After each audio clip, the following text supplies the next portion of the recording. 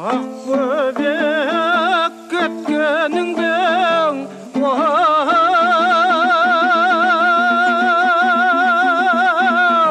sirtin tayav. Kayıt demey. Hey. Ay kayıt. Kayıt. Oy adam kayıt demey.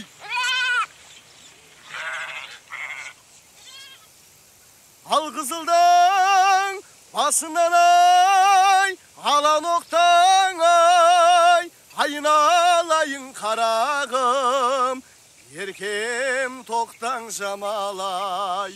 Kesin жерден kelip oldun al, yedin jamalay, kişek aytkan vaden, бар met жоқ bet jamalay, jamalay, jamalay. Ne жаздым халқам саған ай.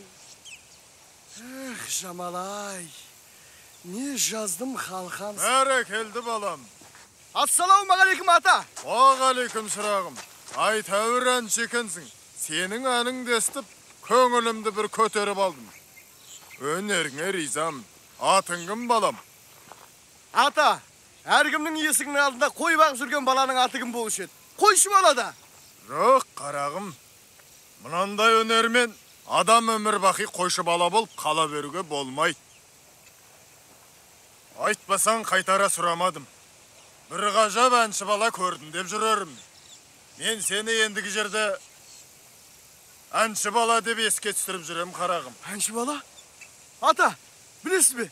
Бұнда есім маған ұнайды ата. Ата, мен бұнда өндерді бір естісем болды жатта балам ата. Әнші балам. Алла тағала халық жаратады. Солардың ішінде біреуін әнші, біреуін ақын етсе. Ал ендігі біріне не шеберлік өнер, не басқа өнер бере салады. Халық өнерсіз болмайды, қарағым. Сол үшін де ел алдында сен борыштысың. Мына бүкіл елдің жадысың. Ел аузына ілінген барлығанды сол елдің өзіне айтып беруші де, ертеңгі ұрпаққа жеткізуші де, мына сен секілдер, қарағым. Ата, бірақ ондайлардың жөндері басқа қой ата. Мен жай қойшы баламын ата. Қазір ата, қойымды қайырып келейін. Құдай жазса тағы да кездесерміз. Мен сенің құлшар деген атаң болам, қарағым. Хей, мына біздің ауылда бір ай күйдірген құлшар ата ма? Құлшар ата! Құлшар ата!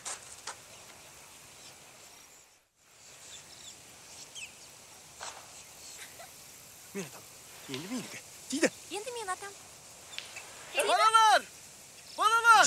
Енді мен атам. Ей! Тоқтатыңдар! Тоқтатыңдар! Тоқтатыңдар! Білесіңдер ме жана мен кімді көрдім? Балалар! Балалар деймін. Білесіңдер ме жана кімді көрдім мен? Біздің ауылда бір ай күйдірген құлшар деген күйшіні көрдім. Иә! Жүріңдер көрсетем.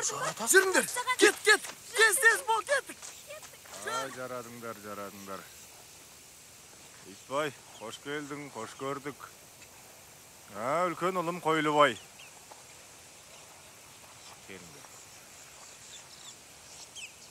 Алла тағала биыл мал баққан шаруаға аямай-ақ беріп тұр. Қараңдаршы мынау, жердің масатыдай құлпыруын. Жақында күзге дейін қоныс аударып қонамыз деген жердің бәрін аралап көрдік. Ай, бұрай қалы кілемде құлпырып жатқан қызғалтақ дала. Айтпақшы, сіздер Маңғыстаудан келе жатырмыз дедіңіздер ме? Ол жақтың жері қалай? Ел, жұрт, аман ба? Ел, жұрт аман, жалпы жері де жақсы. Тек біздің қыстауымыз биыл оншалықты емес секілді құда. Ел, жұрт аман болса жарар. Күзге дейін жаңбыр да жауар, жер де көгерер. Құда, тентектен тез хабар дегендей, мен келген шаруама бірден кірісей. Жөн. Тең-теңімен, тезек қабымен де біз туралы айтқан болар. Жасымыз құрдас, тілегіміз мұңдас. Арасында жорғар жүр деп айтарлықтай құдалармыз. Шүкір. Жаратқанның біздерге деген ырызығы мол болды, санасып жатқан жоқпыз. Несеке, сол мен саған сөзім өтеді деп келіп отырмын. Өткен жолы мына кедейінім сұрағымды жеткізген. Жағдай айтып, сылтау іздеп, бір сәл нәрсені шешілмес түйінге арқама сөкпеге айналдырып алмалық. Ау, Итбай ау, сонша торы қатындай не бар? Ау, Ешжан құда. Бұл бұйым жалғыз Итбай құдаңыздың бұйым емес. Бір тұтас рулы елдің сізге салып отырған салмағы. Құдайға сет берген көріп кел бақсылар. Бұйыл арқада қыс малға жайлы болады деп болжап отыр. Соларға сендік. Осы жолы Маңғыстаудың ойына құламай, осы арқада қыстап қалмақ ойымыз бар. Өзіңіз білесіз, Маңғыстаудың ойына үдіреге үшкенде 1 айлық, асықпасақ 2 айлық мезгіл. Жол қашықтау. Қызыңыз бой жетті құда. Балалар тойын күзде жасаймыз деген уәделеріңде бар екен. Ауыл арасы қашықтамай тұрғанда сол тойды осы жазда өткізіп жібергеніміз. Мына сізге де, бізге де ыңғайлы емес пе? Арттағы ел шаруаны бітіріп келеді деп, құдасына бедел өтеді деп сеніп қалды. Кедей шырағым ау, тойды жасай салайық, қызды ұзата салайық деп айтар ауызға ой болған мен. Мына мен үшін бір ауыр шаруа боп тұр. Жалғыз қыз еді. Бетіне жел тегізбей өсіріп едім. Ау, Есеке, бар қазақ қызын солай өсіреді емес пе? 16-ға толған бой жеткен қыздың не ойы бар екен кім білген? Бәлкім ішінен мені неге әкем тезірек ұзатпай жүр екен дейтін шығар. Ай, кедей шырақ, сен едек кеттің.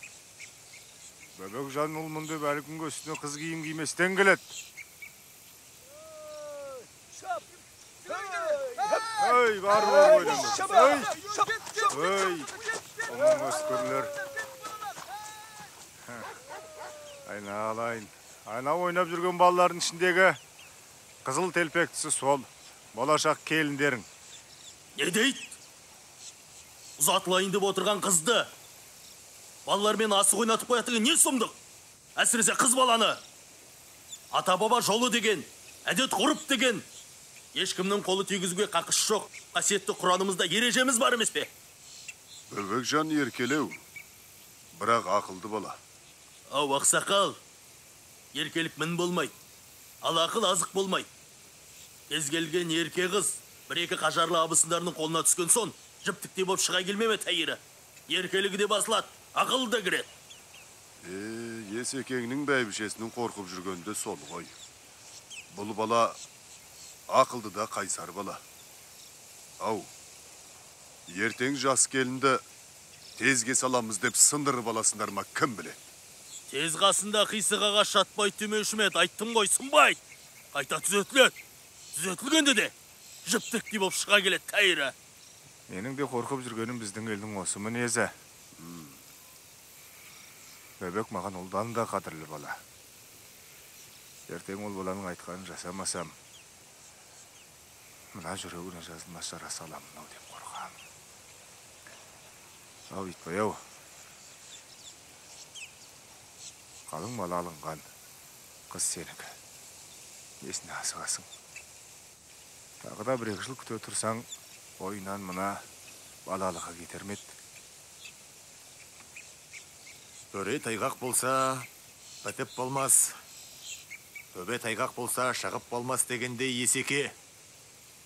Пайғамбардың жасына келгенде бойынан желі кетпеген бозбаланың сөзін айтып отырсың ғой. Ау, Итбай ау. Есеке, қазақтың қайғызы өздеген істету үшін туатын ет, соны айтшы маған. Солай ғой. Міне солай. Сіздің солайыңызды біз де солай деп түсінеміз. Ау, бір жарайт деген бір ауыз сөзді сағызша шайнамал құдалар. Осылай бір ыңғайға қарай қисайғаның дұрыс болды. Құдайға шүкір, бәрімізді балаларымызды жақсы көреміз. Бәрімізді қыздарымызды қимаймыз. Бірақ сіз 16-ға толған қызды бала деп әр түрлі дәлелдерге көп жүгініп кеттіңіз. Осыған қарап мен сіздің құдалық пейіліңізге күдіктеніп отырмын. Мынау адамның көңіліне шайтан кірсе, ойламайтыны болмайды екен ау. Соны айтамын. Ау, Есеке, сіз болмай жатып құдаңызды шайтан көңілдеп күнәға батпаңыз. Мына сіздің де көңіліңіздің қандай екенін бір жаратқанның өзі біледі. Астапыралла, астапыралла. Ау, Итбай-ау, алғашқы кездесуіміз осылай басталса, біз жарасымды құда болып, жарыт алсақ жарар еді-ау. Есеке, сіз бір сөзіңізден бір сөзіңізді асырып не деп барасыз? Шайтан көңіл дейсіз бе? Құда боп жарытпаспыз дейсің бе? Байқаңыз, әлгана өзіңіз айтқан шайтан, мына өзіңіздің көңіліңізді бұзып, қызыңызды басқа біреуге бергел жүрсеңіз, одан Құдай сақтағай. Ал егерде сондай күн туса, келін боп ұзатылып, ардақталып келін боп түсетін қызыңыз, ат көтіне өңгерлік қалып жүрмес. Ей, сабыр!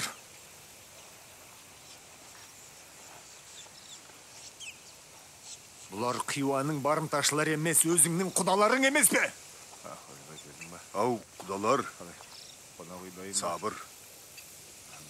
Сабыр етіңдер. Өздеріңіз қақпайлап апарып айтқызған бір ауыз сөз соңғы құдаламалық. Ау, еліміз бар, жұртымыз бар. Бізде қызымызды ат көтіне өңгөрте қоймаспыз. Ал әзірге сабыр сақталық.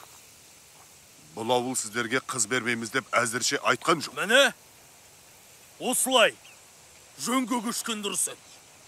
Айтпесем өткенде, мен келгенде ақ бітіре салатын шаруа еді. Енді мынау жүргеніміз қайта-қайта сабылып. Әй, кедей мырза, сіз де байқап сөйлеңіз. Бір рет жау қайтардым, жесір айырдым деп қашанғы сойлыңыз шошаңдатас өзіңіздің еліңізге.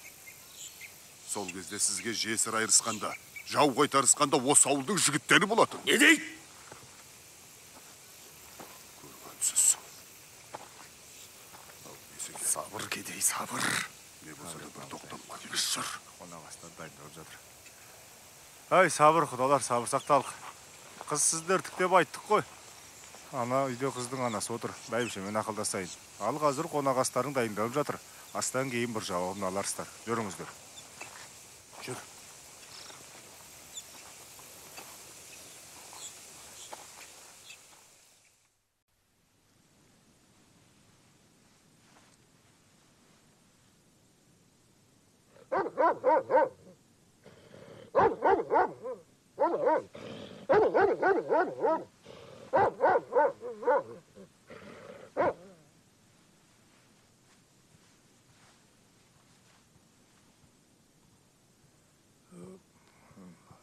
Бақытты болайын, анайын.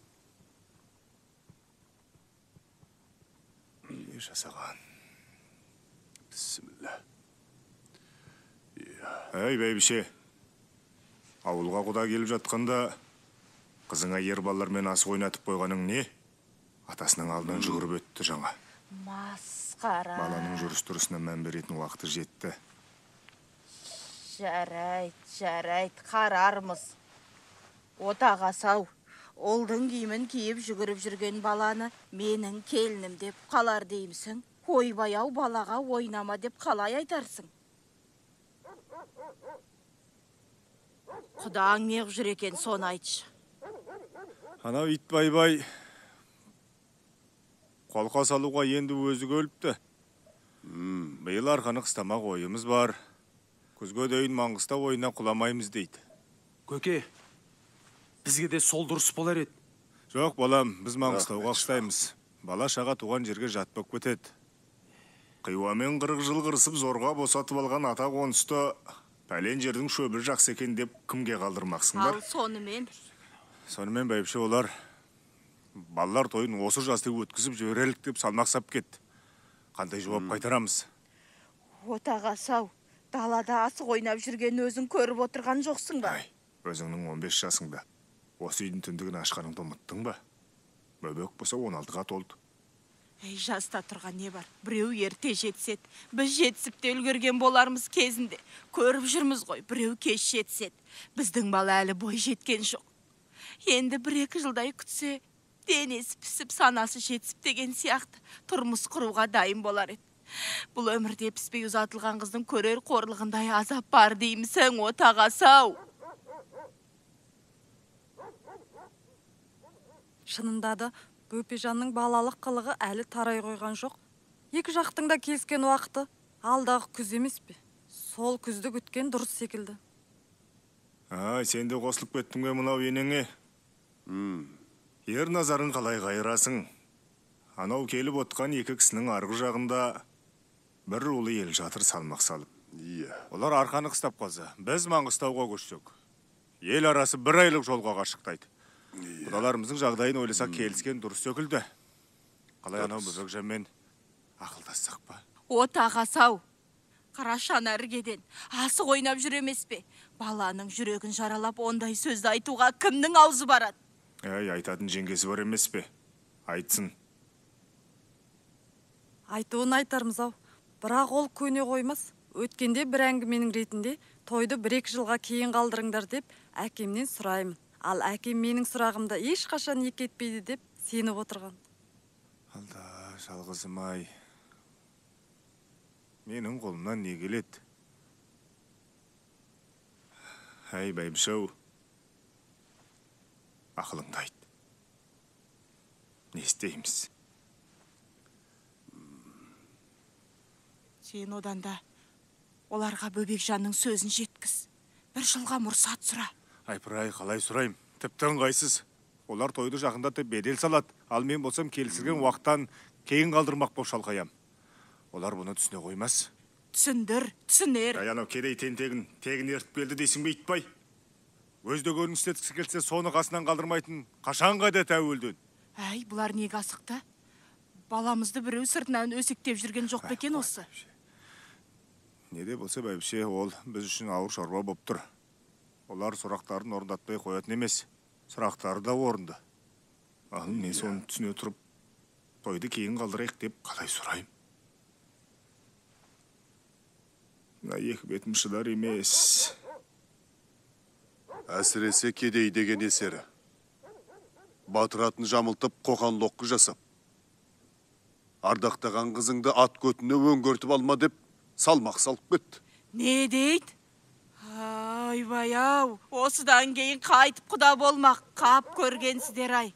Аяқты Бөбекжан дауыс шыға ма? Қойлыбай баршан тағы бір тентек балалармен жүрген жар. Ой, жалғызым-ау. Әке, ona балалар мені мазақ етті.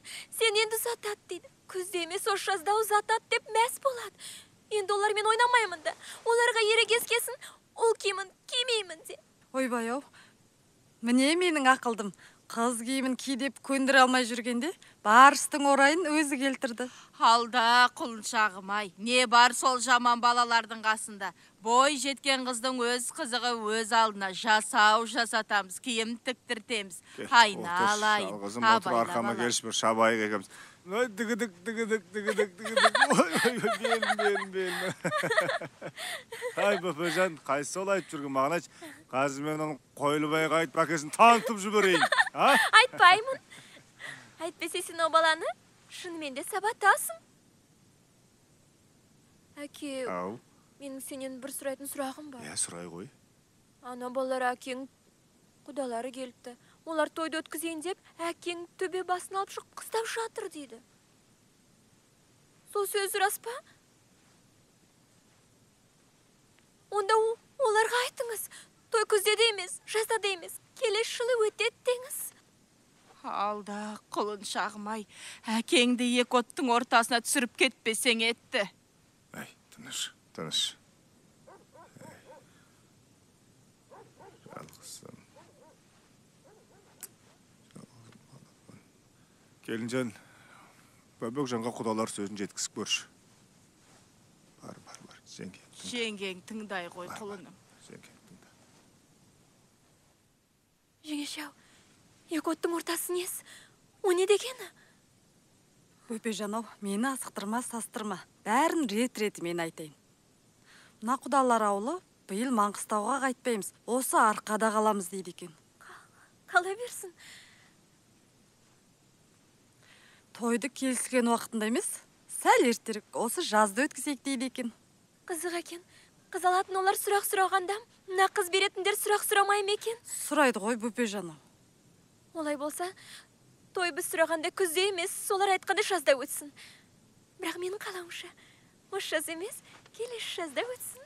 Ой тұрмай, Бөпежан ау, мен де айттым. Тек қана атамын қайсыз жағдайда қалып отыр. Ар жағында бір рулы ел жатыр ғой деп налиды. Бұлар неменеге асығады? Неменеге сонша шандар шығып барады?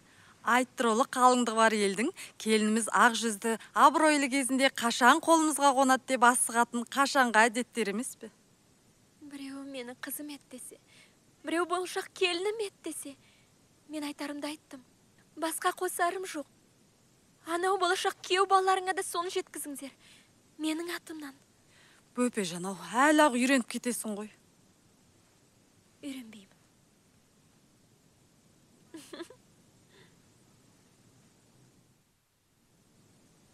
Келінжан не дейді, айттың ба? Айттың ба? Қыз алатын жақ салмақ салғанда, қыз беретін жақтың салмақ салуға қақысы жоқ бекен. Той солар сұрағанда жазда болсын. Бірақ бұл жаз емес, келесі жазда болсын, деді Бөбек. Солай десе солай ақ болсыншы. Енді мен Бөбек жанды жылата алмайым ғой. Қиын болды ау. Қиналдың ау Есеке. Таразыңның бір басында жаныңа балаған балаң. Екінші басында жолыңа жаныңды берер еліңмен құдаң. Ау қалай болғанда да бір шешімге келу керек болар. Енді оларды әрбері сабылтып қойып қызықтап қарап отыруға да болмайды Дұрыс ғой. Мамыртай, айтасыз. мен Бөбек жанның еркінен тыс ештеңе істей алмайым. Солай айтып көрелік.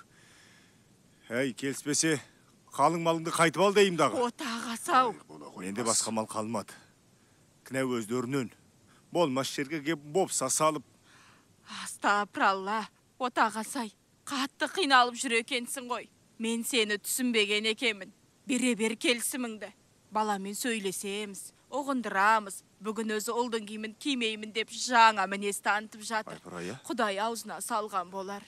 Бір реті болар. Ай, баяғыдан бір осыны дұрыс көршімге келмейсің бе, адам жанын сонша қинағанша. Соны айтам ау. Әке, онда құдаларға баралық. Өзіңіз айтып жеткізерсіз. Жақсы.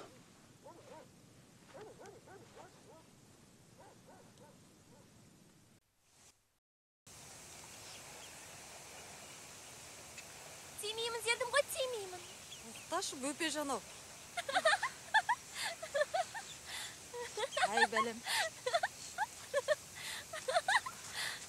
Қойшы, шаршап кеттім Бөпежан.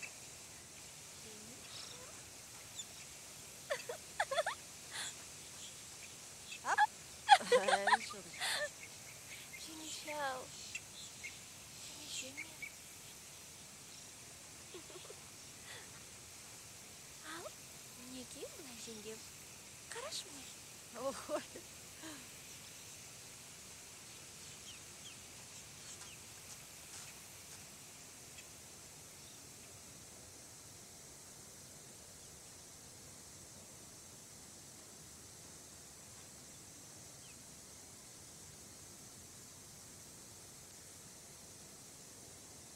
Болды екен, а? Қазір бар ғой. Шық. Тыныш.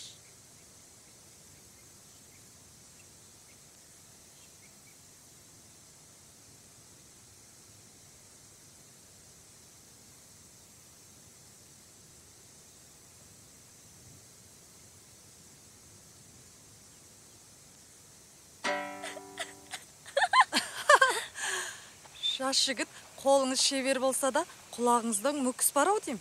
Біздің сәлемімізге жауап қатпадыңыз ғой. Аха, кешіре көріңдер.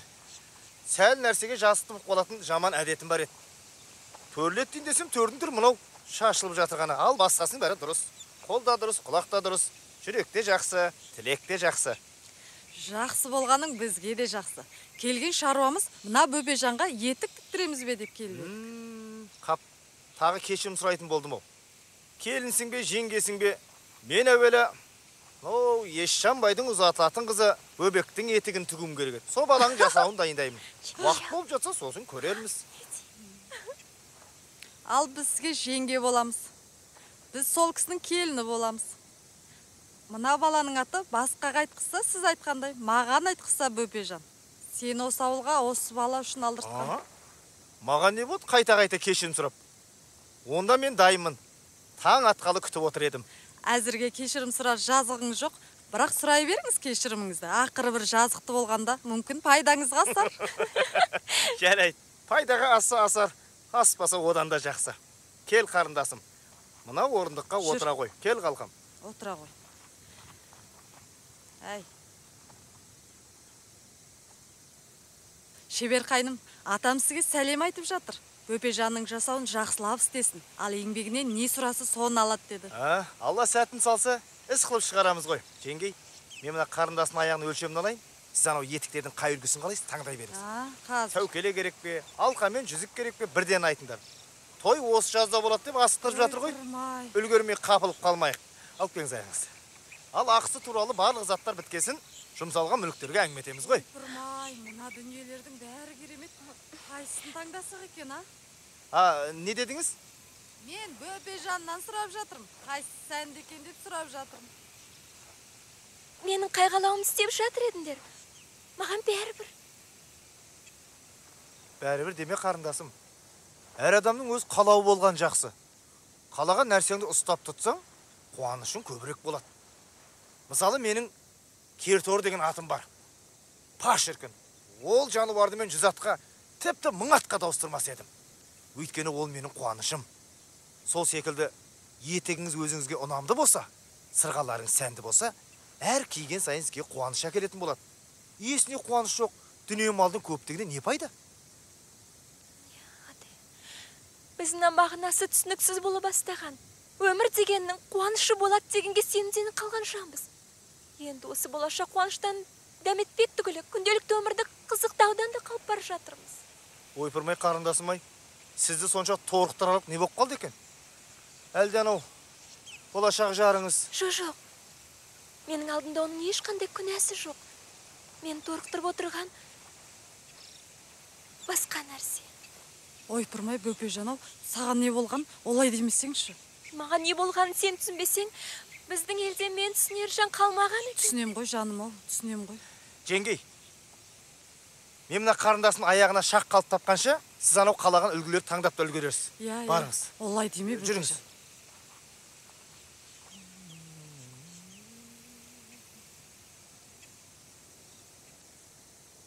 Сіздің атыңызды Бөбек деп естідік қой. Солай деп атапты ғой әкеміз.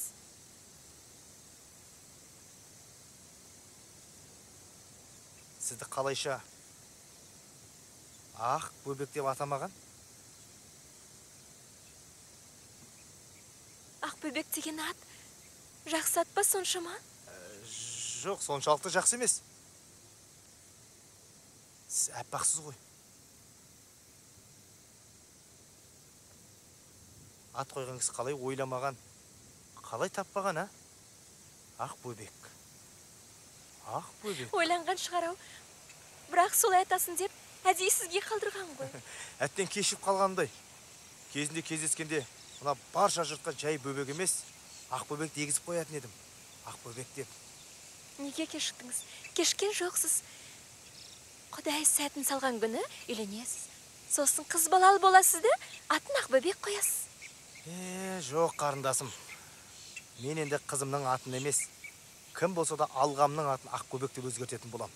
Ақ Бөбек деп. Алмаңдайыңызға қап-қара қыз тап болса қайтесіз?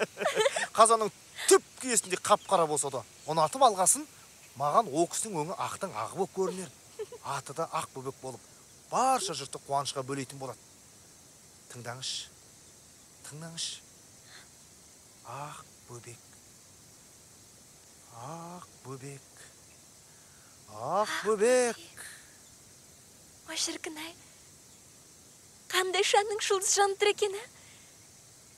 Сол бақытты қыз деймін. Қай жерде ханнен қаперші жүр екені? білген? Бақыт дегенің не екенін? Кім білген?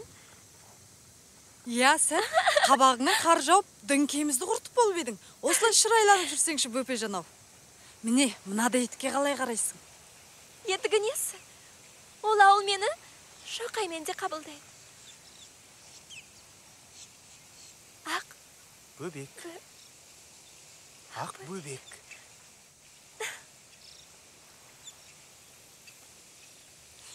кетейікші.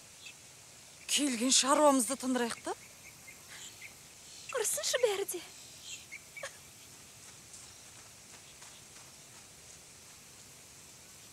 Ақ бөбек. Ақ бөбек.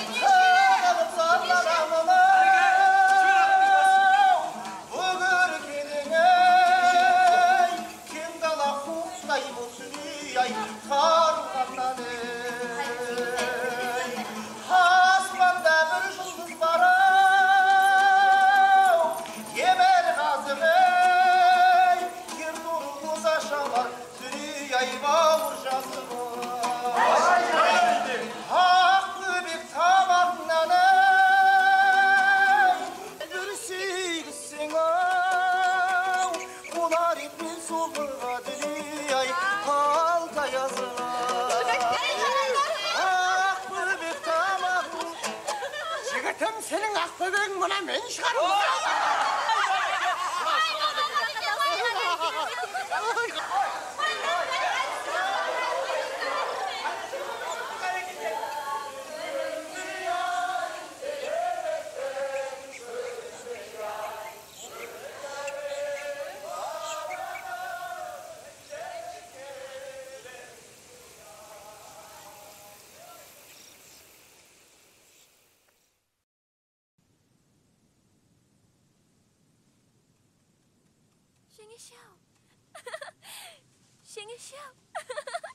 Жеңешем. Ақ Ақбөбек деп ән салып отыр. Өзінің әуелден Ақбөбегі бар кісі болды ау. Олай емес қой Бөпежан ау. Мына сорлы етікші соры қайнап қалыпты ғой. Сорлап?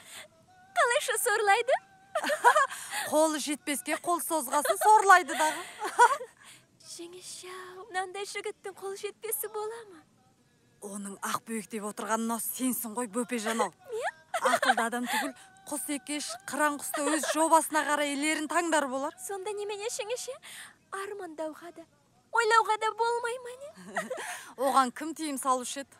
Мына жігіт лап етіп жалындауға айналған от қой. Үпте бүрлеп жіберсең болды, лау ете қалғалы тұр екен. Қара. Ақбөбек тамағыңнан о. Жеңеше. Әй, шыр жұқпаған қу кедей бай қызына көз салып. Өнерді теңестірмей ме? Сен ол етікшіні қалай қорғасаң да, ұзатылғалы жатқан бай қызына үздігу, есінің кемдігі. Жеңеше. Сен Бөпежан сақ бол, ыңғай беріп дәмелендіре көрме. Есіге мінеме аспандағы айға қол созып, қате түсін қалып жүрер. Жеңеше, есі кем, етікші емес, есі кем сенің Бөпежан болып жүрмесін. Жеңеше, мен жүрегімде үлкен сағыныш бар. Мына кісіні күндіз ойымнан, түнде түсінен шығара алмайтын болдым. Барғым келетсе тұрады, көргім келетсе тұрады. Бөпежан ау, ойының ба, шының ба? Жеңеше, сен ғашық болғанның қандай бақыт екенін білсең ғой шіркін. Етікшіне қара бет алғанда, асығатын соншалық, соның не жеткенше жүгіріп баруға дайынмын. Күнім ай, сен мені қорқыта бастадың ау. Сен де қорқыныш, ал мен де қуаныш.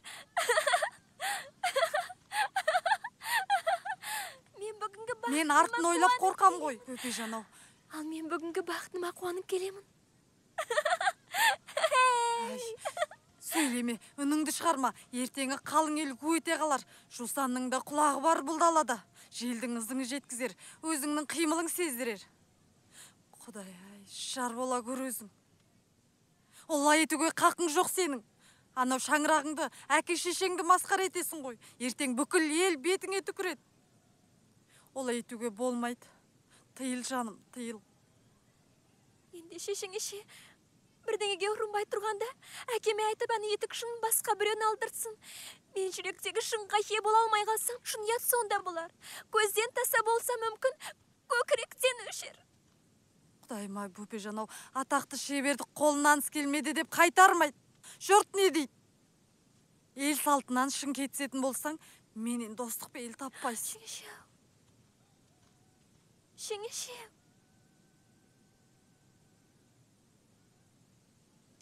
Менің ақ тілеуім тек қана сенің үстіңде екенін өзің де білесің ғой. Анау жалғыз ағаңның тілегінде сендей тілемейтін шығармын. Саған не болған? Ақыл дедің ғой, Бөпежан.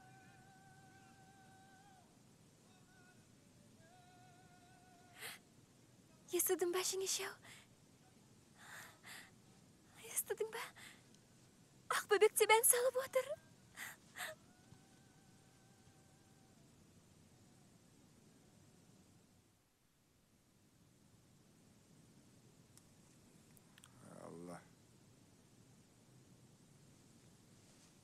Айбай-ау, анау Бөбек жанымның назары тәуір секілді.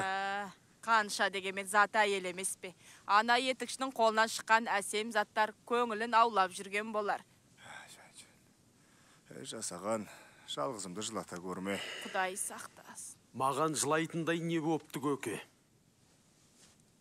Жұрт оны әнші дейме, күйші дейме, бақсы дейме, әйтеуір әйелдердің барлығы соған табынып болыпты. Сен де бір. Қыздарыңның басын айналдырып кетпесін, жылау сонда болар. Ай, Қойлыбай, сен Бөбек жанды ондай тәртіпсіздікке қалай қидың? Көке, Айтар, жалғыз қарындасына аға болудың орнына айтып тұрғанын қараш. Бұл заманның жігіттері қарындасқа аға болудың да ретін білмейді. Солығалық қамқорлық апа. Өзіміздің сөзімізде, өзіміздің ойымызда болар. Өткенде құдалар келді.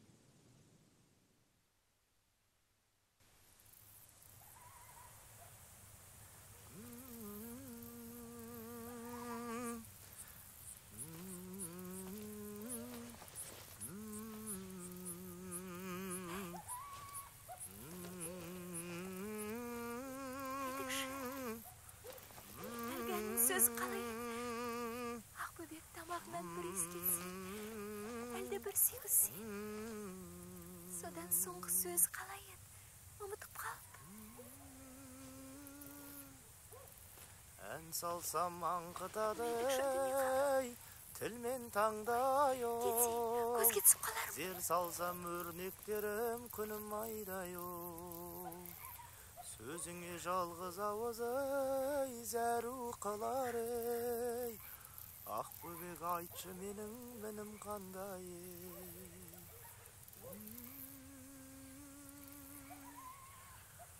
Мақтадай өлбірейді Тағы жаңан шығарған ба? Екі бетің мақпалдай өлбірейді дүние-ай әппақ етің ай Екі бетің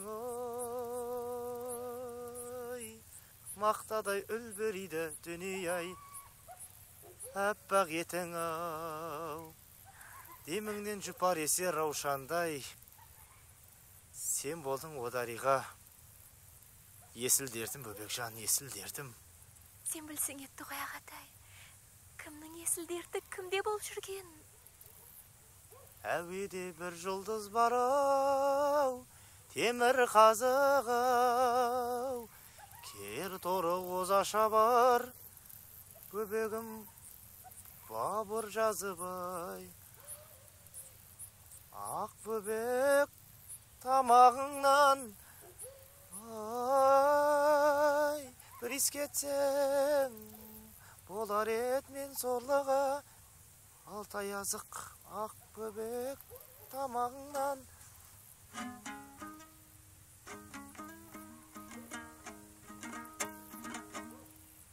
Әуеде бір жұлдыз бар, ай,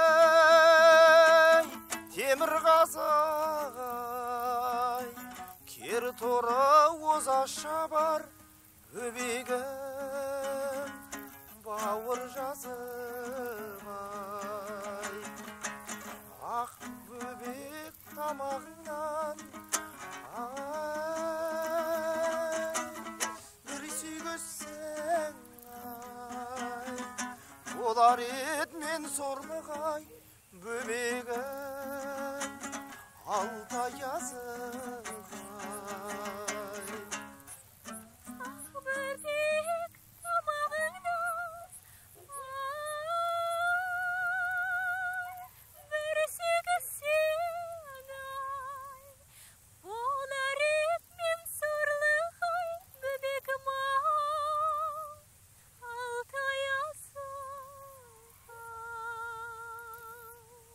Жаным-ау, бөбеккісің?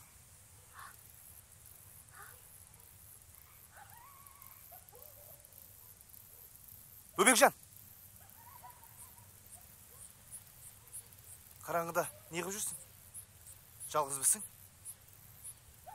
Жоқ, біз екеуміз. Ешкім көрінбейді ғой. Ол кісі, көрінгісі келмейтін кісі. Менің жүрегіме ұрланып кіріп алып, енді шыққысы келмей жүр. Не дейді? Мына сөзің маған жұмақтың төрінен орын беріп, ұшпақтың шыңына шық деп шақырып тұр ғой. Ол кісінің атын білуге болмас па екен? Мен енді ешқашан бөбек деп айтпаңызшы. Ақ бөбек деп атаңыз. Мен ақ болайын, сіздің іздеп жүрген ақ бөбегіңіз. Желден жүйрік ақ бөкен, қиялдағы ақ арман. Періштерің нұрындай, ақ бөбек. Қол жетпес ұсынған мен, ай, ақ бөбегім, ай, арманым желден жүйрік бөбегім, ақ бөкенім,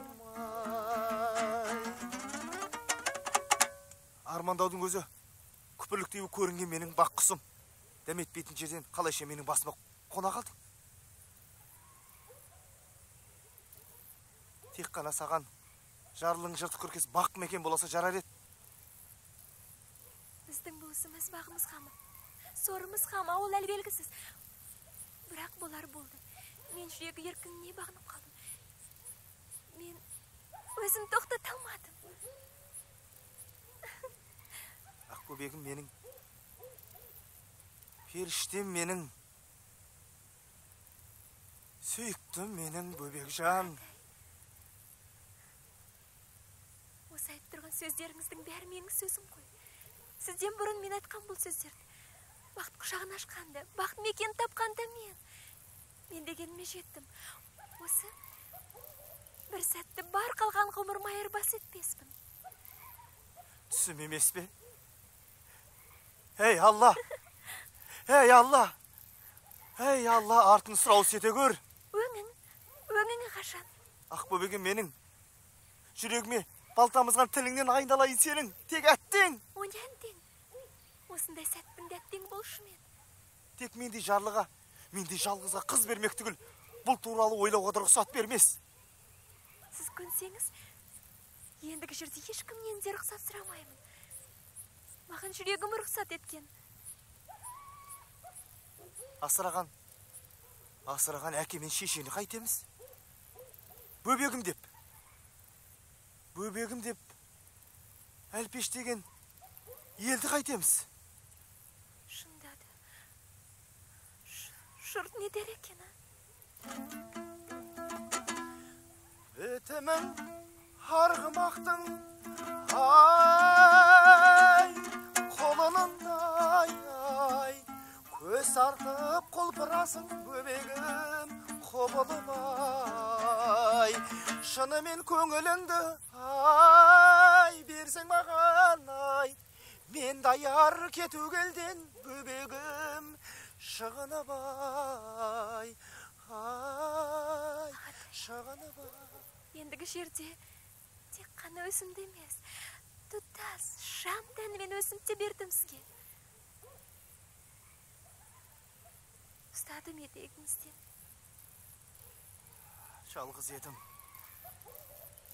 Жалғыз едім, жеткіз алар мекем арманыңа. Жарлы едім, жауап белар мекем талғамыңа. Менің бақытым байлықта да емес, барлықта да емес. Анау, жасаған қашайып сән заттарыңыз мені сіздің өнеріңізге ғашық етті. Асып-тасып, төгіліп шашылып жатқан өлеңдегі сөздер мен сезімдер мені сіздің өнеріңізге ғашық етті.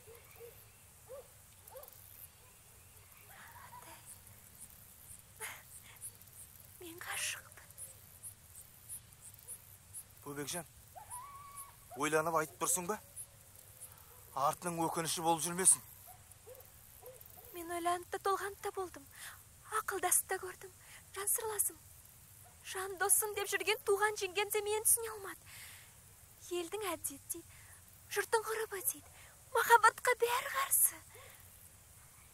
Ал біз болсақ, ғашық болғандардың алғашқылар болармыз. Күнім-ай, мен тап қазір өлетін болсам да, армансыз өтетін еттім-ау бұл жалғаннан. Менде енді арман жоқ.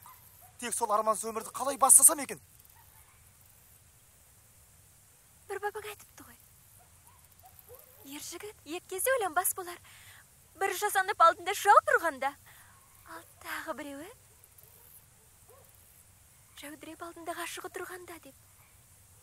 Тәуекел етелік. Мен тәуекелге сенің ақ балтырың алақаныма түскен сәтте бекінген едім. Бірақ ол кезде орындалмас арман ғана секілді болатын.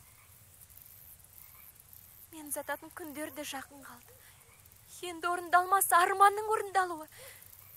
Тек өзіңе ғана қарап қалды. Не дейсің, Қайбаға? Мен не дейін, күнім?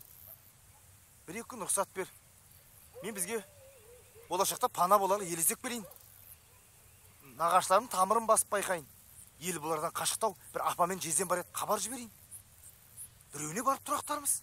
Тек сен дайын бол, күнім. Мен дайынмын ғой. Әйтпесе саған өстіп құда түсем бе? Бөбекжан, ертең бір сылтаулар айтып, жеңгеннен рұқсат сұрайын. Жоқ, жеңешеме сездірме. Әйтпесе аға алдында. Ауыл алдында күнәлі болып қалмасын.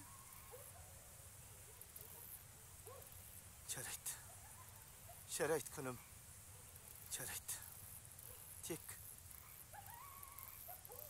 сен дайын бол күнім. Күт мені. Күт мені, Бөбекжан.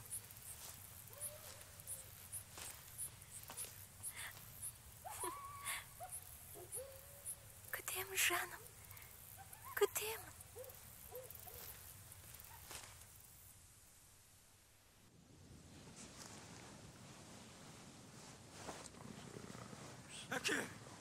Әке!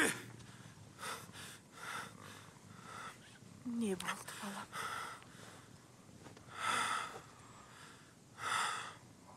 Не болды дейім? Не болып қалды? Не болып қалды дейді ау. Жау шапқан жоқ. Енді? Тек қана сүйікті қызың еткішіме қашып кетті, апа. Мынау жау шапқанмен бірдей жаманат хабар ғой. Жансақ болмасын. Анықтап алып сосын айтыңдар. Етікшіге тігілген үйдің кереге басында ілулі тұратын бірде-бір заты қалмапты. Жинап алып кеткені көрініп тұр. Мынаның қайда қарап жүргенін? Ай, не қарап жүргенін? Қаңғыған адамды кісі санатына қосып, тойдан қалдырмай талтаңдатып, ән салдырып, жүрегім сезбеді, апа. Түбі жақсылыққа соқтырмасын. Біз шақырдық па? Шақырса жұрт шақырды. Енді тойың анан шақыр, мұнан шақыру қалып педесе кеңе. Әкеңнің не жазығы бар, балам, байқа. Шаны күйген тәңірін қарғайт деп, біріңді-бірің сөгіп, жау шағадан алғанда итетек талды болмасын. Не істеу керек екен ақылға салыңдар, балам. Қойлыбай. Отаға сау. Яке. Отаға сау. Көке айтыңыз. Қойлыбай. Ана Мамыртайды бас етіп, Итбай ауылына тез хабар жібер. Айтсын барып айыптымыз. Керек десе қалың малын екеселеп қайтаруға дайынбыз десін. Олар қалың малын екеселесініп саған салықта салып үлгірді ме, әке? Қойлыбай оларға айтқызып үлгертпеу керек. Кінәміздің үлкен енді өзіміз мойындалық. Қойлыбай малға қызықса жаулыққа баспас. Жаулыққа басса жалғызымды мерт ет. Ай, әке, жалықпадыңыз ау сол қызды. Жалғызым бар. Балам, бар. Қойлыбай. Отаға сау. Бөбекжанның күні не болмақ ендік жерде. Бұл жұртқа ермек табылды ғой.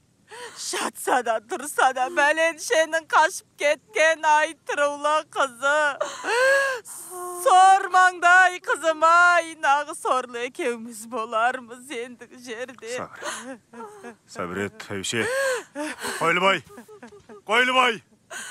Бөбекжаным-ау, мен соны Құдайдан тіледім бе?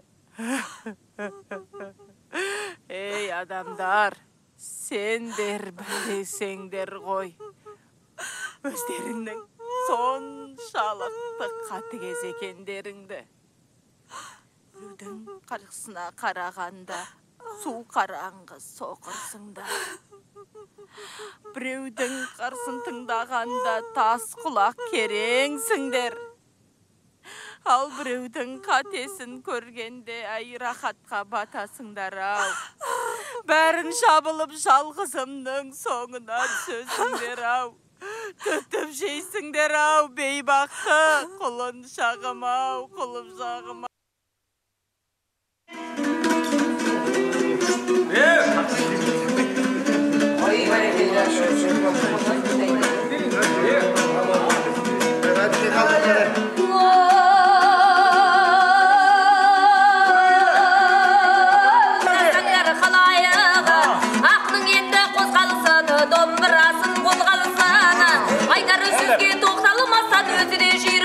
Соңы сайрайамас қызылы бірақ болып сұлғаны сен қалайы қалдарында шарттық ақылың ендайы қозғанысы асудан асу асайында бөлеңнен табақ жазайын алдарында жыржырлап көңілдерімді ауға шайын жақсы адамдар болмаса көңілгері жаманнан бас гүлді алып қашайын сайраған тіліміз саудырса шағылардай шалдақтап несін көзден сасайын ағылар аңсап келгеннен соң құрбылар қоштап берген соң алдарында лапыры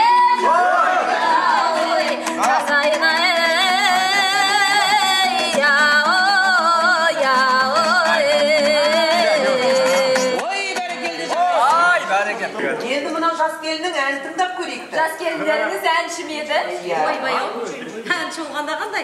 Нағыз күміс көмей әнші ғой. Ей, налып кетейін. Алла тағалаға мың рахмет.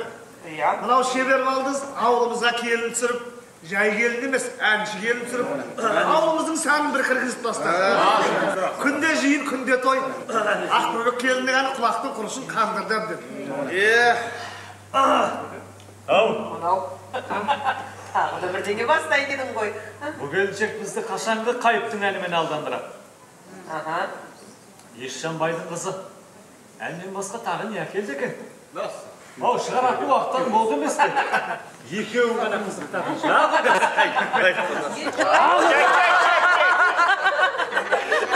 Саған Есжанбайдың қызы не алып келсін басқа? Құрдас, басқаға болмағанмен, саған жетерлік сыйым бар. Заман туса, оны сен қызықтамай кім қызықтар дейсің. Бұл ауылға мен бір қабдава келдім. Аузын шеште, пайдаңа сірә бер. Саған сол керек. Аңдамай сөйлеген, ауырмай өледі деп тағайыным. Ақбөбек келін саған өнерден де, сөзден де есесін жібере қоймас. Ай, шырақтарым-ай, абайлап сөйлемейсіңдер. Жақын дос, жанашыр адамның жарасын қасымас болады. Қайта сол жара кеткенше дос адам бір-біріне қамқоршы болмас па? Құрдастың әзірі ғой. Әзілдерің бар болсын сендер. Ау, бірі қызын алдырып, бірі келіннің қолды қылып, олар не қыптып тыныш жатыр екен?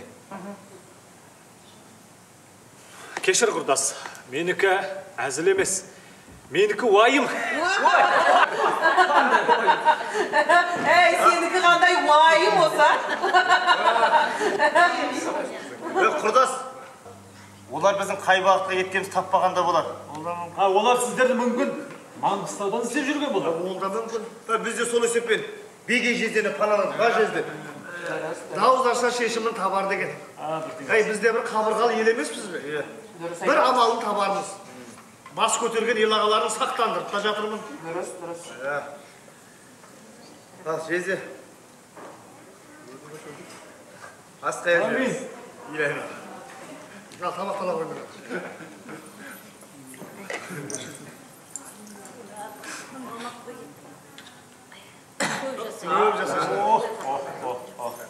Ақбөбек, солай үйреніп кетесің.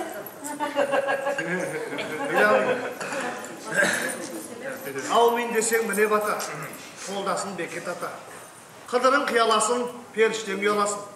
Ел шеті жаусыз, ел іші даусыз болсын. Өмірлі болыңдар, өркенді болыңдар. Әрқашан осындай көңілді болыңдар. Алла асқа берекет, ажалға сабыр ет. Осы отырған жастардың тілегін қабыл ет.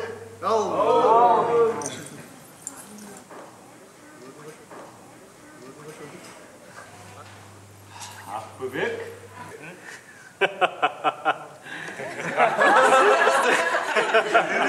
Әңгімеге айналып, әнді ұтып кетті деп ойлап қалма. Сал әніңе. Ау ертеңгі Бесқала сапарында есімізге ала жүрелік. Дұрыс айтады, Ақбөбек бір ән айтшы. Ақбөбек өзің сүйген әнін айтшы.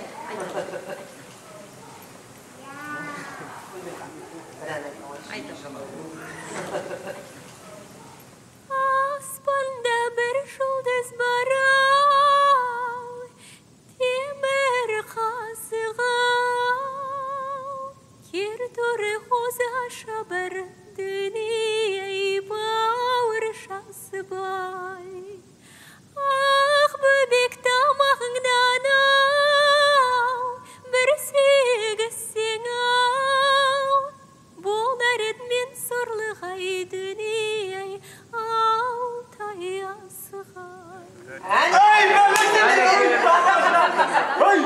Өнер қайыпта деп жүрсем, нағыз өнер Ақбөбек декен ғой. Шіркін! Ақбөбек жалғыз болма қайдағы. Тағы бір өнер аты шықса, мен де тігер едім бәйгеге. Кетерем ол! Сен қоя қойшықсың.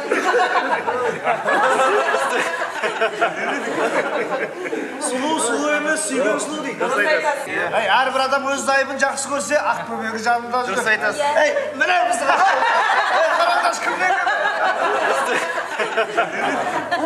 Шетте Елімнен алыста жалғызбын деп жүрсем, мына қайыбыны мені жеткізді ғой. Қолыма келін түсіріп, ай келін болғанда қандай десін.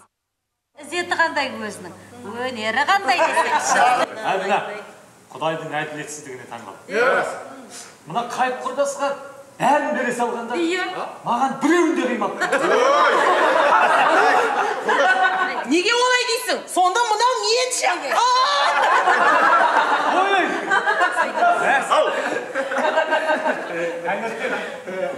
Жолға шығар алдында Ақбөбектің тамағынан бір иіскеп кетуді бар. Сосын жолда бізден тамақтан етпесін деген. Мен бұл өмірде өз сыбағам тол қалған жаным. Қалған бәрі саған. Ендеше жаңағы бір қабдау қапшықтың сені кекені ұмытпа. Мәссаған! Маған да Құдайдың берері бар екен, мен ол қапшығымды сатып алам ба деп жүрсем. Ай, қойыңдар жосылау кесті. Одан да бәріміз тұрып орнымыздан. Неге ойнайын? Кім ойнайды?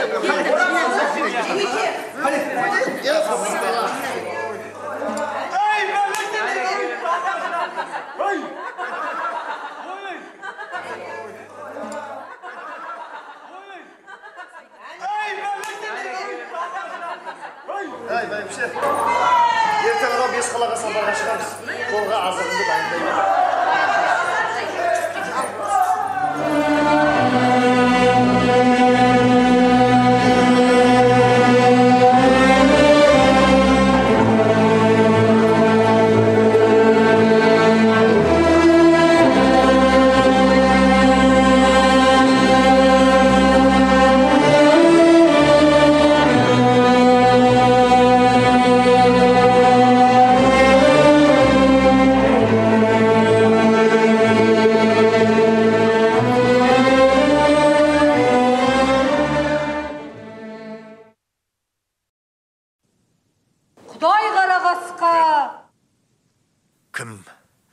Кім сіздерді қорлап отырған? Адайдың сүйегіне таңба баспақ болған қай ел? Өз бетіне қоса көрдегі жет атасының сүйегін таңбалап берейін. Қаптатайын мен қалын адайды. Айт кәне, менің жесіріме қол салуға батылы барған қай ауыл? Құда, біздің... Тоқтат! Қайдағы құданы айтып тұрсын сен маған? Алып қашқан белгілі ауыл емес, жалғыз басты жігіт секілді. Қыз жасауын жасақтау қалдырған етікшіме деген қауіпіміз бар. Ей, қорлардай, мына қорлардай. Есіктегі жалшына қыз алдырып, елі жоқтың қай биімен дауласарын, ері жоқтың қай батырымен жауласарын, кімнен кегіңді аларсың? Ей, Құдай шұнағай! Тістескен жерде тіс кететін, ұстасқан жерде қар үзілетін жауда тап болмай, салт басты сабау қамшы біреу дейді. Ей, на қорлардай, қорлардай! Шаубалар байы жоқ, айдабалар малы жоқ, шулатып айдар елі жоқ. Рулы ел маңынан сескеніп өтетін, енді біздің айбынымызға не болған?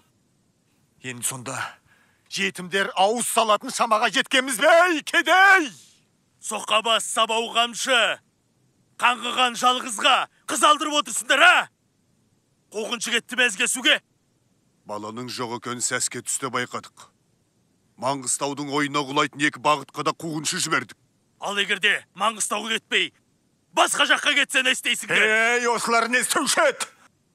Кедей, тыңда мені, ұстасатын рулы ел болмаса, жауласуға тұрарлық анық жауың болмаса, мен тындыратын істемес екен мынауың. Ана Еспергенінің мен ақылдаста, қалған шаруаға сен ие бол. Енді мені араластырма бұл іске. Айыпкерде айбат жоқ дегендей, үйіңе кеде келе алмай алдымызға мына кедей батырды салып, сол айбатсыз айыпкер біз болдық. Біз ұятты болдық.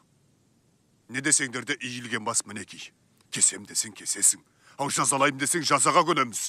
Ешан құдаларың... Қап аузыңды, қайдағы құданы айтып тұрсын сен маған? Жап аузыңды. Иттің бажасы көп деген. Азғын қыздарың тірі болса, әлі талайлар мен сендерді құдай еткізер. Тек қана мені емес. Бұға берсе сұға берет деген екен бұрынғылар итеке. Біздің намысымыз сіздікінен аз тапталып отырған жоқ. Шамадан шығып кетпеңіз.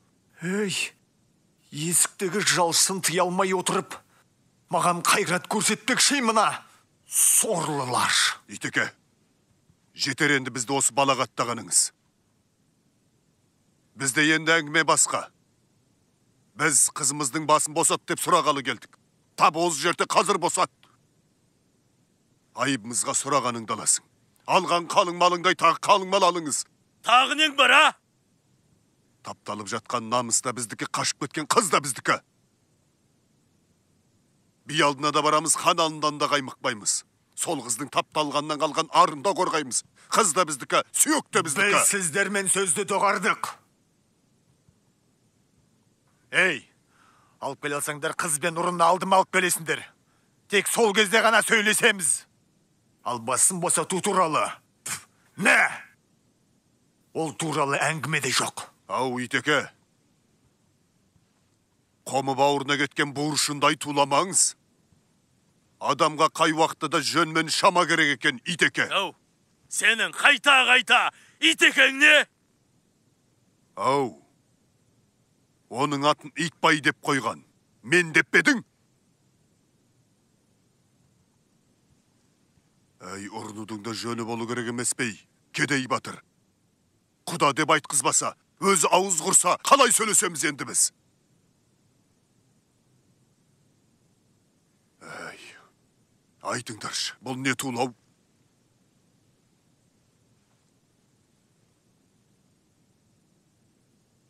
Ел жұртыңнан бұрын қыз қашып көрмегендей, сіздердің қыздарың емес пе? Осыдан 3 жыл бұрын Түркменмен қашып кетіп, екі елді 1 жыл бойы соғыстырған. Тоқтады! Ей, кедей! Кедей, не ағып тұрсың? Бар бәрін өргіз. Бәрін аяғына тік тұрғыз. Екеуі жердің астына кіріп кетсе де, тірідей алдыма жеткіз. Қыз бұлардікі болса, келін біздікі. Бұлардың сүйегіне таласуы болса, біздің етіне таласуымыз бар. Әзірше қыз тірі тұрғанда, еті біздікі. Жүргеттік. Итбай дейім. Ау, Итбай! Сарбаздар! Ерғару бесқару сақадай сай болатын болсын. Оларды Маңғыстауға кетсін деп білерік. Осы жерде Маңғыстаудың ойына құлайтын үрімтал 2-ақ жол бар. Онымен кетсе еш қайда барып тығыла алмайды.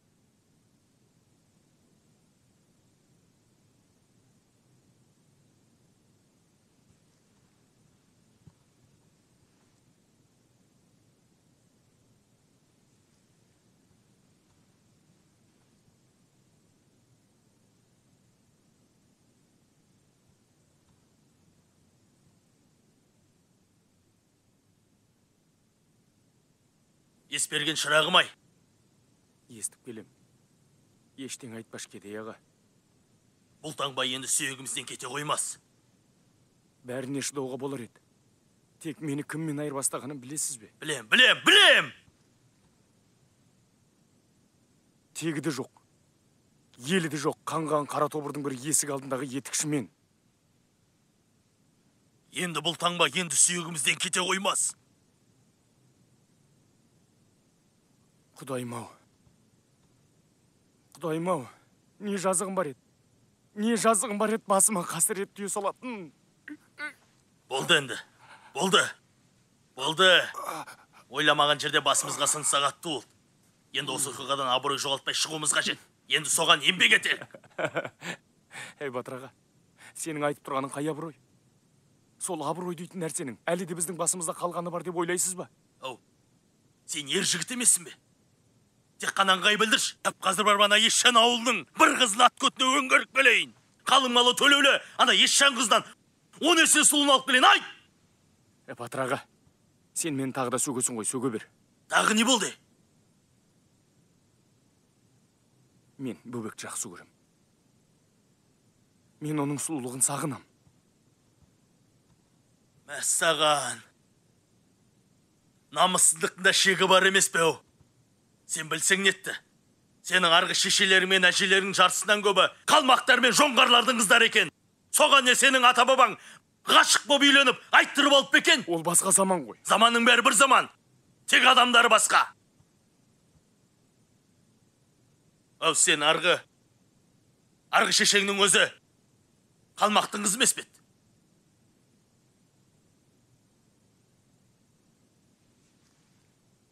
Жаным жылап, тәнім күйіп сізге шағынып тұрсам. Болды енім. Ойламаған жерде басымызға сын сағатты ол. Ер жігіт. Ешқашан өзінің басының қайғысына жыламас болар. Жалғызы жауда қаза тапқан ер, елге міндет етпейді. Міне, ел азаматтары сондай ғана болғанда ел болады. Болды енді. Сонымен, бұл істі екі түрлі жолмен шешуге болады. Қайсысын қалайсың, айт шал. Бөбекті тауып келелік. Манадан бері айтқан сөздің бәрі желгіш қаныма. Өл біреуін аяқталықта, қалғанын кейін көрер жардармыз. Мен бөбекпен сөйлескім келеді, білгім келеді. Анау қайып дейтіне де көргім келеді. Оның бағы неліктен артық болды, түсінгім келеді. Түсінбеймін. Сенде еркекті қиып, өз елін жерге қаратып, сондағы бір қашқаны, қайдағы жоқ жалаң аяқпен.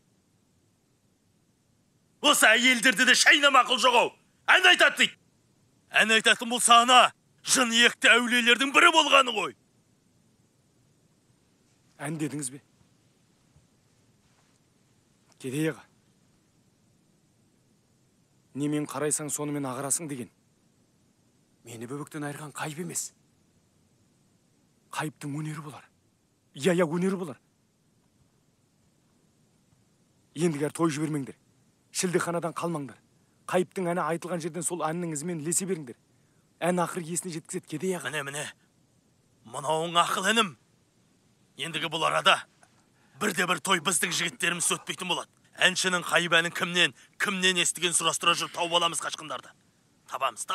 Сол дұрыс кедей аға, сол дұрыс. Мен бұл заманның жастарына түсінуден қалдым. Бұлардың ерлері қайс, ездері қайс. Даналары кім, шалалары кім. Енді сендер не десеңдер о деңдер. Менің жауым қайып. Сол еркекті бұлайын шалып. Менің қызыма қызыққан көздерін ағызбай. Кеудесіне қара найзаны алып, қадамай. Ендігі жерде менің ұйқымда тыныш болмас. Сарбаздар!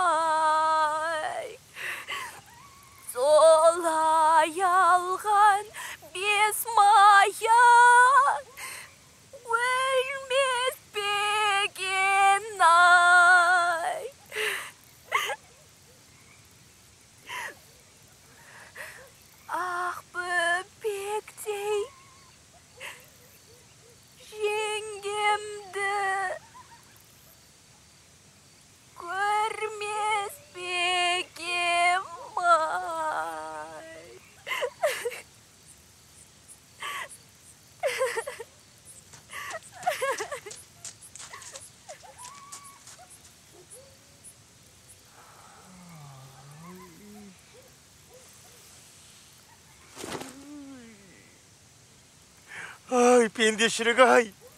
Базар шығып Ақбөбекті үлдемен білдіге орағын келді ау. Байғызы ғой, дүниеден тапшылық көрмесін деппін. Ол болса осы сапарға бармаш деп қанша жалынды, қанша сұрады. Әй, кімге керегені мына алтын маталар, алтын түймелер. Иесіз қалған ай, адыра қалған ай. Жүзіңді бір көруге зар болып келгенде. Арады көшіп ауылым ақ көлмекке. Жарасыр алтын түйме ақ көйлекке. Жаңғақтан алып келген Ақбөбегім зар болдым ғой жүзіңді бір көрмекке.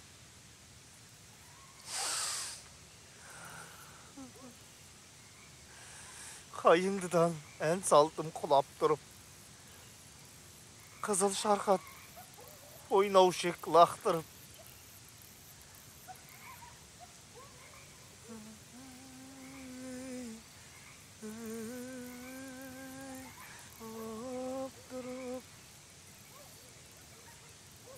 Қызыл шарқат ойнау шек ой лақтырып.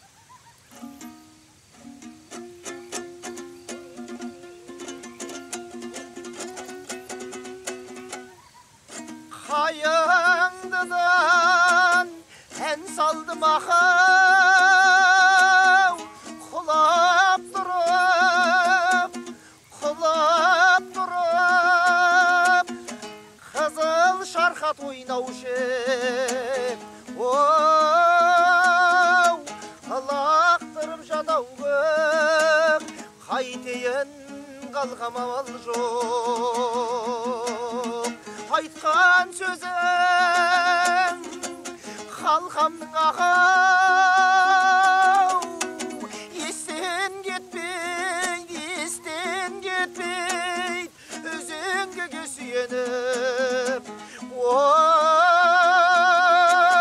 жылап тұрып жадауым, қайтейін қалғам амал жоқ.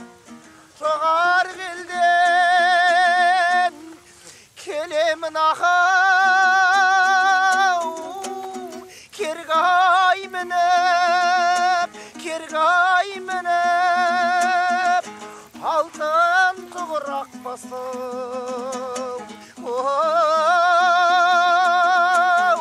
ергай мініп жадауым, қайтейін қалғам амал жоқ.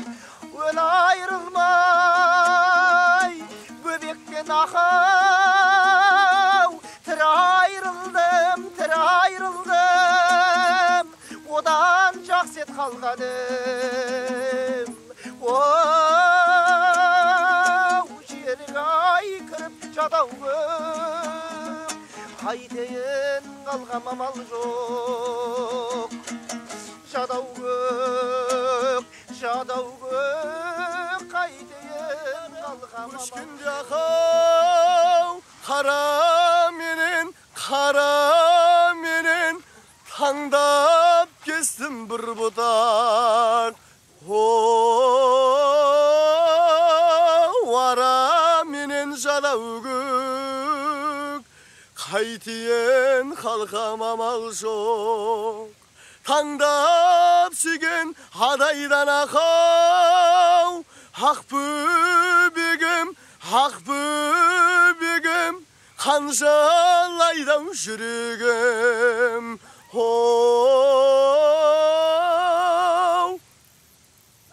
қара менен жадау көк. Жақсы жаттапсың ғой, інім. Ассалаумағалейкум Қайбаға. Уағалейкум. Жақсы жаттапсың ғой. Аға, мен бұндай әндерді бір естігеннен жаттап алам аға. Ендеше мен саған бір жаңа ән үйретейін. Оңашасын тауып, Ақбөбек жеңгеңе айтып берші. Қайбаға, Ақбөбек маған жеңге емес, апа болады. Онда мен саған жезде болам.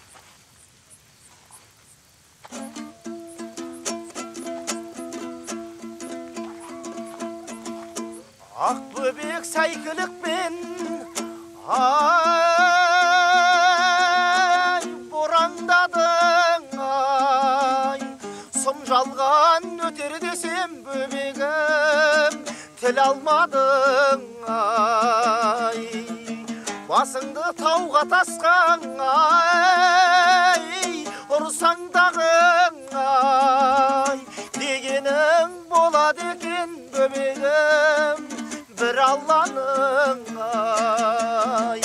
Алашқа атым шықты ай, әйгеменен ай, сұратқа жал бітпейді бөбегім, бәйгеменен ай.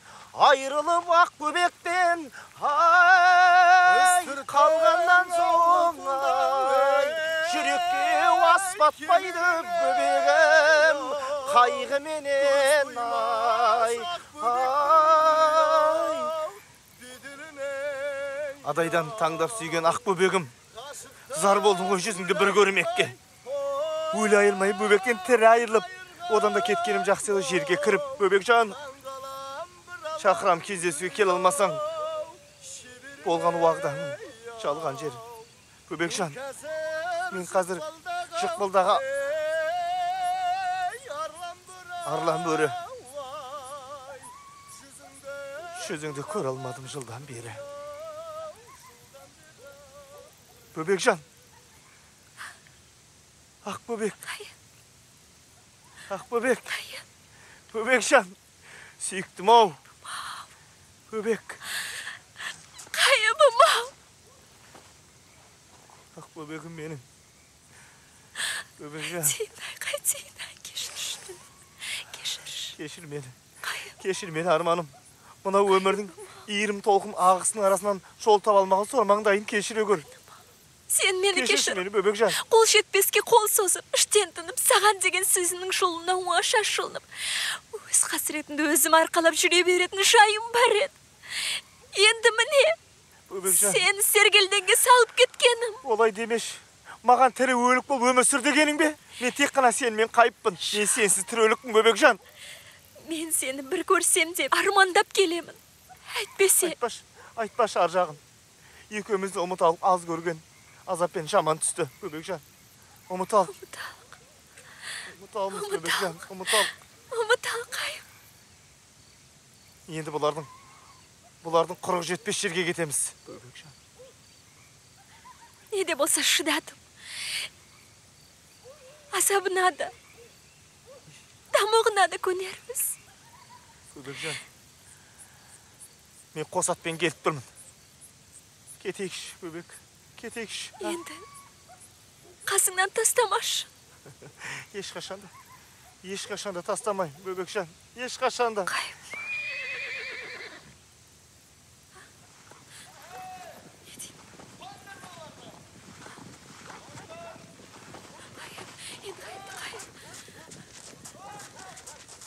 Қайып естіп тұрмысың? Қайып мау, енді қайты қайып. Ұстамалса не істейді? Жоқ, қайда қашамыз қайып мау. Құлшарата! Құлшарата! Құлшарата! Құлшарата! Құлшарата!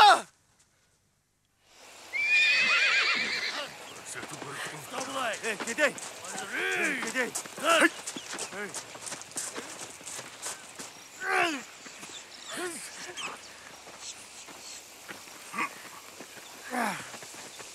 Оу, батыраға, мына сорларға сусын бергіз. Шөлден азап шегіп қалған болар. Ана сорлы қансырап өліп қалмай ма? Өлмейді. Жан жеріне жара тиген жоқ.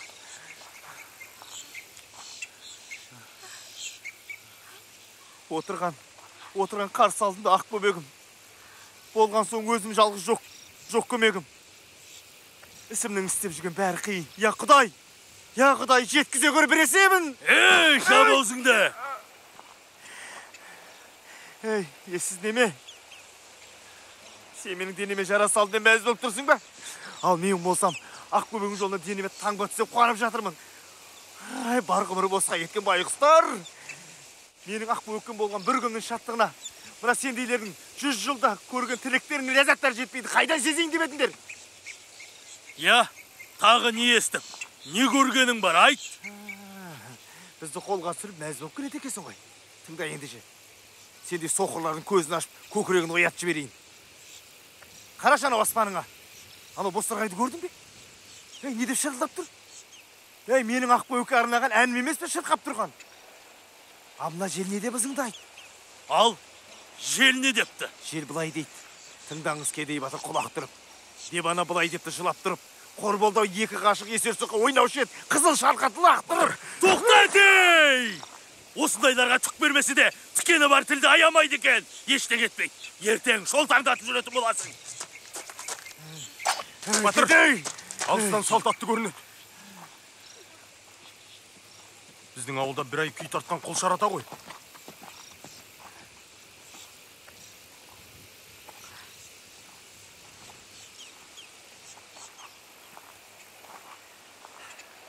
Ассаламағалейкум. Уағалейкум шырағым.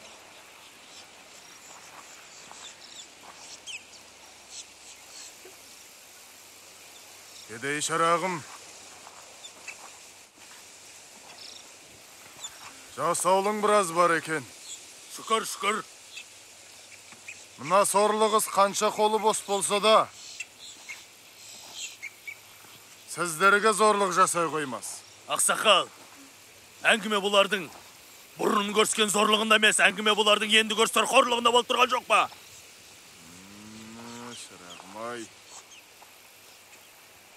Бүкіл ел болып қорланып қалған екенсіңдер ау. Әйтпесе айттырулы бір қыздың басқа біреуге көңілі жарасса, байтақ елдің қорлық көрер денесі кетеді шырағым. Ақсақал, халық ызалы, жарлығалы отыр. Ет қызу басылар, ет қызу қасылар. Содан кейін бар бақыл көз ашылар. Ақсақал, сонда сіз бұлардың істеп отырғансын қостаймысыз? Жоқ, қостамайым қарағым.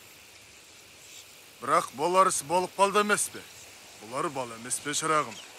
Енді бүкіл елі болып, екі баланың қатесін түзеудің орнына, бүкіл елі болып қателесудің не жөні бар? Ау, ақсақал, ата-баба жолы деген, әдет ғұрып деген.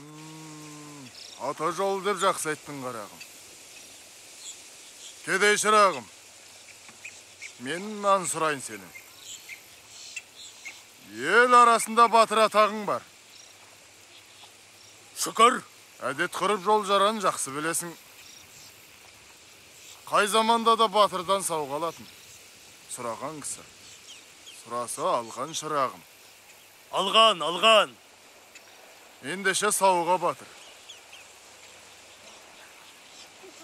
Мен сауғаға Мына қайыпты қаладым шырағым. Кегін қайтқан болар. Тұла бойында жара түспеген жері қалмақ. Ей, ақсақал, қараласпайтын жерге араласып! Ей!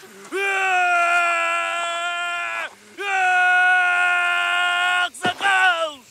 Ағай, ақсақал! Бұлардың зәбір Ай шырағым, ақсақал! біреу зәбір етсе, сен сабыр ет деген бар емес пе?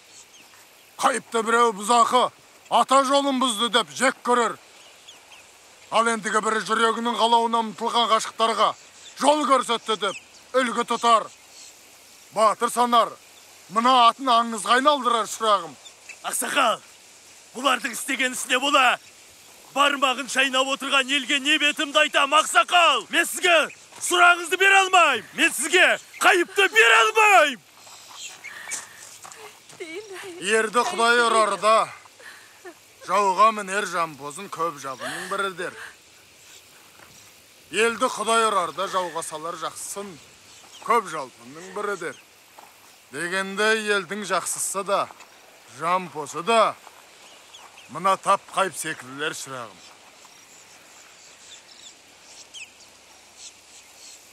Мен мынау іске қатысым болғалы, қатеқ адамды көп басыппын.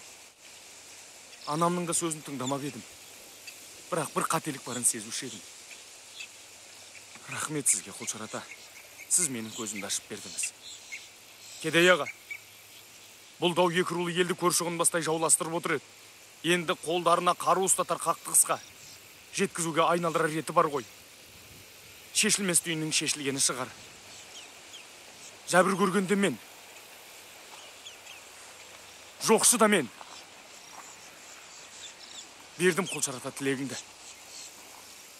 Босатыңдар қайыпты.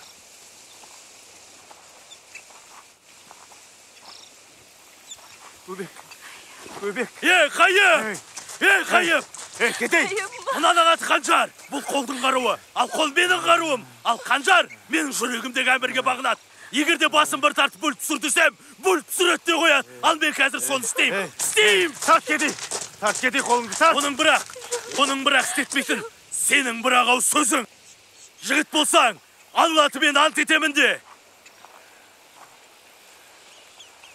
Алла атымен ант етемін де.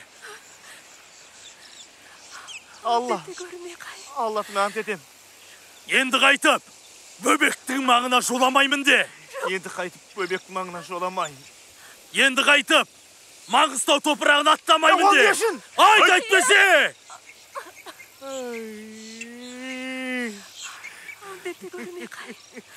Ай, кешір Ақбөбек.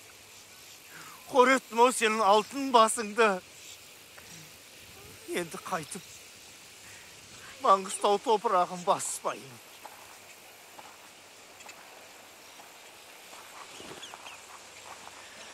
Осындайларды да еркек дейді ау. Кешір Бөбекжан. Қореттім ау сенің алтын басыңды. Кешір Ақбөбек. Қореттім ау сенің алтын басыңды.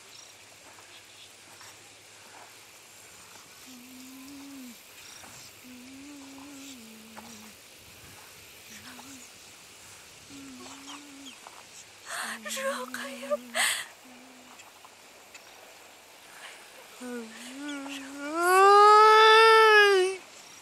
Кешір Ақбөбек. Кешір Ақбөбек. Қореттім ау сенің алтын басыңды. Кешір Ақбөбек.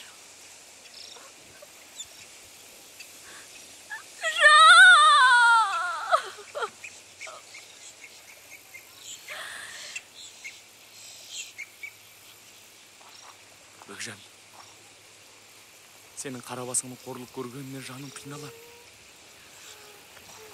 Бірақ бір рул елдің намысын кім жоқтар? Жыртсын кім жыртар? Ендігі жерде екі адам егесе сөйлессе, бірінші болып біздің адамдардың бетіне соғар шапалақ сенің атың болады. Соған өзімнің қатысым бар екен ойлағанда. Ұяттан сенге кіріп кеткім келеді.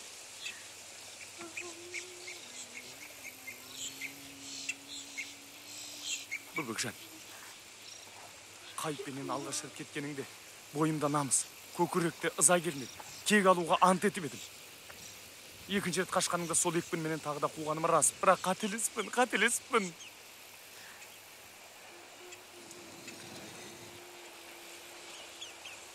Мен сен еркіңнен тыс әйел етпек болдым. Баяғы ел айтатын. Басына түскен соң үйреніп кетеді ғой дегенге сендім, Бөбекжан.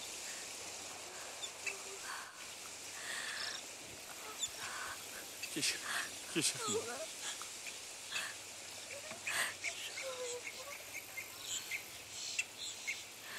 Енді екеуміз қазан астына от түзеді отыра алмаспыз. Менен не сұрағың бар? Менен сұрағың бар, менен Бөбекжан.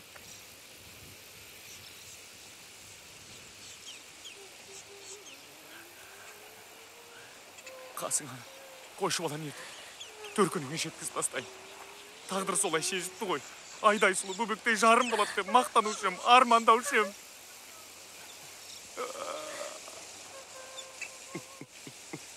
Тағдыр болсын істеме. Анам айтты. Екінші рет қашқан қызды қума. Олар шын ғашықтар. Тыңдама. Бірақ бір қателік барын сезуші едім. Сен көрден кетсең, өткенді ойға алмаспын деп кешір мені, Бөбекжан, кешір. Кеш мені, Бөбекжан, кеш! Атса мақтадау, тілмен таңдай-ай, шер салсам өрнектерім дүние, күннен айдай-ай. sözüne жалғыз ауыз оу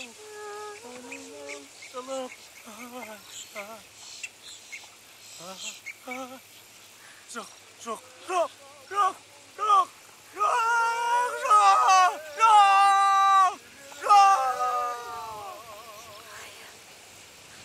көз тоймас ақ бөбектің дүние-ау жіберіне ау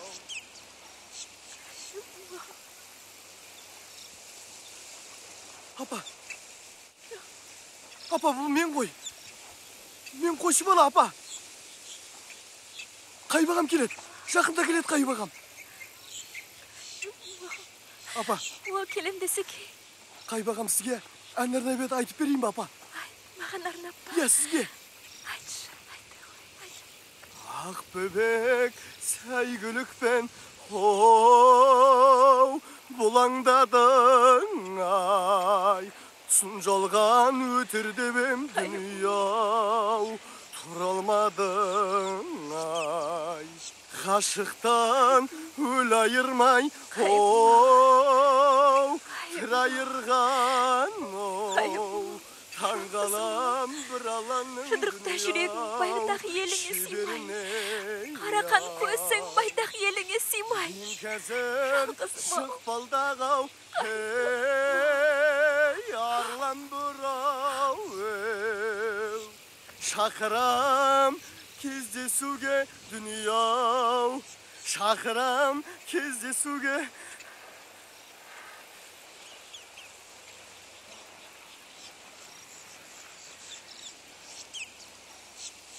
апа бұның не апа апа тұрсаңшы бұның не апа апа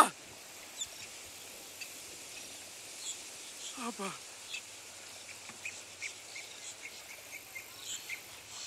Құлшар ата Құлшар ата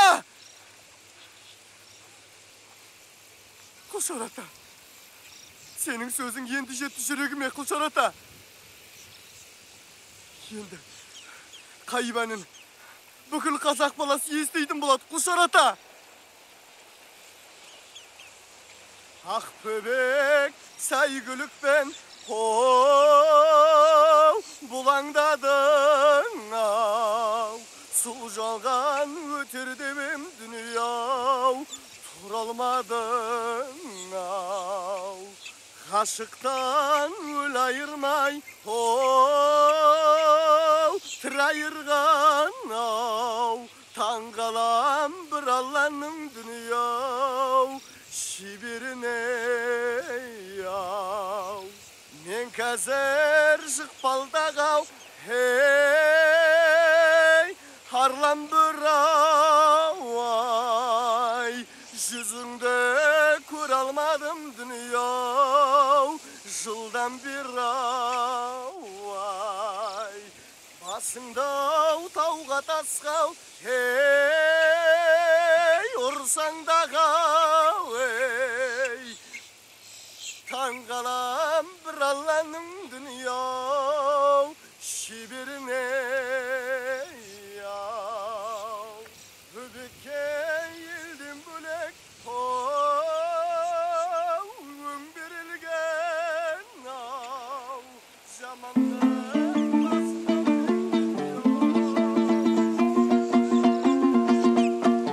ақ бөбек кеткенің бең оу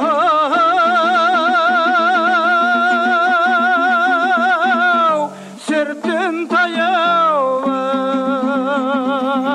ай адамдау кім айырар бөбегім ерлау заяу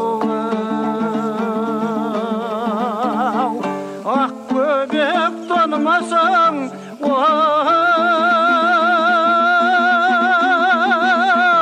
танытайын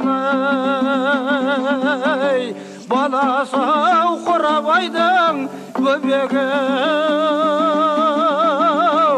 атым қайым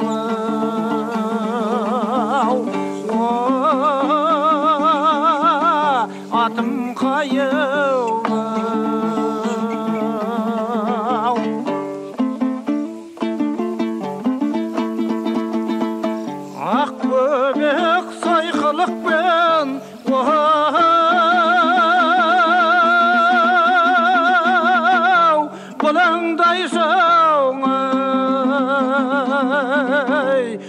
жалған көтер десең көбегім тіл алмайсың алтайықымнан қашқан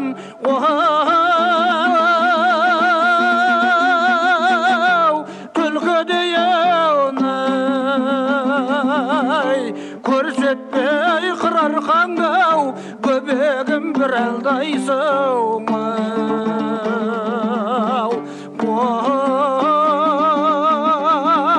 бір алдайсың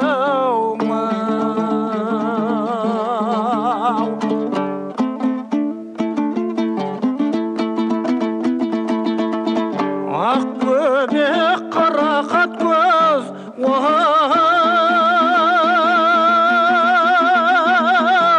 жазық маңдай ақ жүзің жарқырайды-ау көбегім жазғы таңдай көп айдың көрмегенің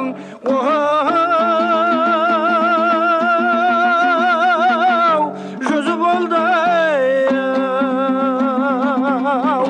жарлы деп жазғырмасаң бөбегім жазық қандай